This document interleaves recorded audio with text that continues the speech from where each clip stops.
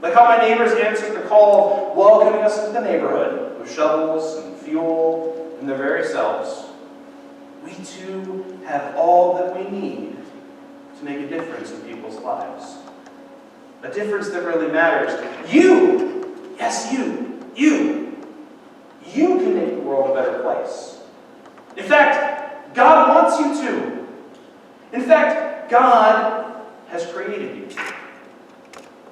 But it doesn't mean it will always be easy, okay? True progress and growth really is easy.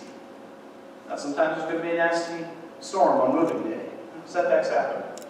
But with struggle, with setbacks, there's tremendous opportunity. I mean, look what an impact my neighbors had on me just in one day. Which brings us to this next layer of the gospel text. Jesus begins the mission of invitation not when things are hunky-dory, right? Things aren't going smoothly. Look again how the text begins. When Jesus had heard John had been arrested. That's not good. That's really, really bad. In fact, it's much, much more dark than nasty weather. Because being imprisoned in this period of history very much was dwelling in darkness. Prisoners had no rights. Prisoners were often beaten and tortured simply to send a message to the rest of the masses. There was no trial, no justice, as we'll see later in the gospel. Oh, when one was arrested, they were assumed to be dead. In fact, you might even pray for them to die instead of staying a prisoner. This is an emotional and challenging setback for Jesus. John's his cousin. John's his fellow believer and close friend. Jesus is here at a crossroads at the beginning of this text where his ministry could all go one way or another. It is an anxious time. And yet in this challenging moment, Jesus goes about doing God's work of invitation. Even in times of struggle or setback, God's work endures. Not only that, of all the places Jesus goes to are the lands of Zebulun and Naphtali. It really rolls off the tongue, okay? You have to realize, the original hearers of Matthew's Gospel, those lands mean something. Ringing any bells for anybody? It wasn't on Jeopardy, okay? All right, those are two of the original 12 tribes of Israel, okay? They have heard themselves of Israel. Okay, according to the book of Joshua, the area around the Sea of Galilee where this story takes place, those areas belong to Zebulun and Naphtali, those tribes. But when the kingdom of Assyria destroys the northern kingdom of Israel in the Old Testament, Galilee was made into a Gentile area. It was no longer Jewish. And in fact, even after the restoration of Israel by King Cyrus of Persia, the Sea of Galilee remained predominantly Gentile. That's why in our readings, both Isaiah and Matthew, they refer to this area as the Galilee of the Gentiles, or nations, same thing. In Jesus' time, this was an area with people from all over the ancient world. I mean, hello, wandering in the desert. Okay? And of all the places to go, Jesus starts his ministry by intentionally inviting people of all different nations. Not just those who already belonged to God's chosen. So guess what, Living Waters Lutheran Church? Follow Jesus. Or follow me, that works too. Seek out all people, especially the ones that don't already know God yet. Just as Jesus did. I mean, the last data I've seen, 1 in 4 in the U.S. report having no religious affiliation, including 1 in 3 ages 35 and younger. And no, these aren't atheists. These are people that are ambivalent, who have not yet received authentic and intentional invitation. What a tremendous opportunity! Now, don't get down on that. This is exciting. This is a great time to be the church. And it gets better. According to the 2019 report, the number one factor of nones, as they're so called, reported why they haven't gotten involved in religion is because they don't see the community that we're always preaching about. They don't sense authentic relationships with God and one another, the church is seen as inauthentic. So imagine then if we were authentic and intentional in our invitation to come and see true community.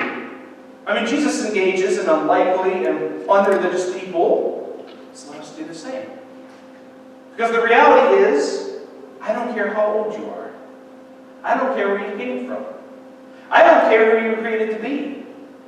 No one, and I mean no one, doesn't like being included in community.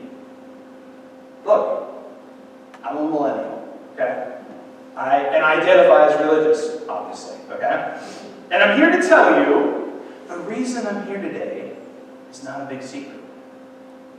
I'm here because some people in my life took the time to intentionally and authentically invite me into God's family. Invitation is God's work. And friends, we can do that.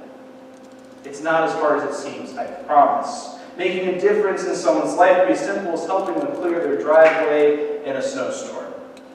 But notice it has to be authentic. It has to be intentional. Sure, you can start with the weather, okay? But then get to something real. People can instantly tell the difference between us wanting to put butts in the pews and money in the offering plate versus sharing a real relationship with them, including authentically caring for them, including inviting them to a relationship with a loving and transforming God. Our invitation should not treat people as a means to an end, but instead truly desire to welcome people in as they are and be willing to invest in their growth in the faith. Believe it or not, we can make this happen. I've seen it happen. I follow in Jesus, using all we've been given by answering God's call to welcome people who do not yet know of an authentic relationship with God, even though we will face challenges. God's with us. We can do this. Come on, say it with me now. We can do this. This brings us to that final layer of that deliciously rich gospel text for us this morning. God's call can change us. It can challenge us. In a good way, okay? Following Jesus' lead in new ways would probably bring us new ways perhaps we didn't think we would go. When this happened for the next two called in the gospel story, James and John, who leave their father Zebedee. And again, in this time period, this was unthinkable. Sons were expected to learn and, under their father, provide for the family. The sons were expected to take care of their father and tend the nets. To leave the family would be a huge disgrace. It put economic strain on the family. But through Jesus' intentional and authentic invitation, they do the unthinkable and ultimately are transformed for the better in ways they couldn't see, in ways that are eternal, in ways that make impacts that truly matter. God calls us in ways we have not yet imagined. And so too will God reach those who we might assume are beyond our invitation. In God's gospel mission, God invites us to something bigger than ourselves.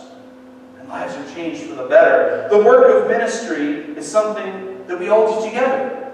It's vital. For together we bring God's light to people who sit in darkness.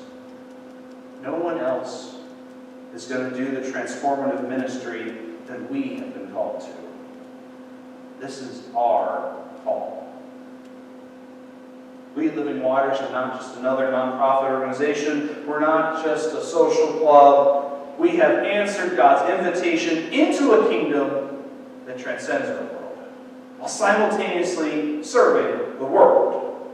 Every single one of you has a unique calling from God.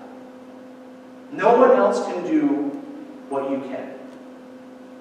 Your contribution to God's mission is crucial. For together we follow God in inviting and authentically welcoming others into this community.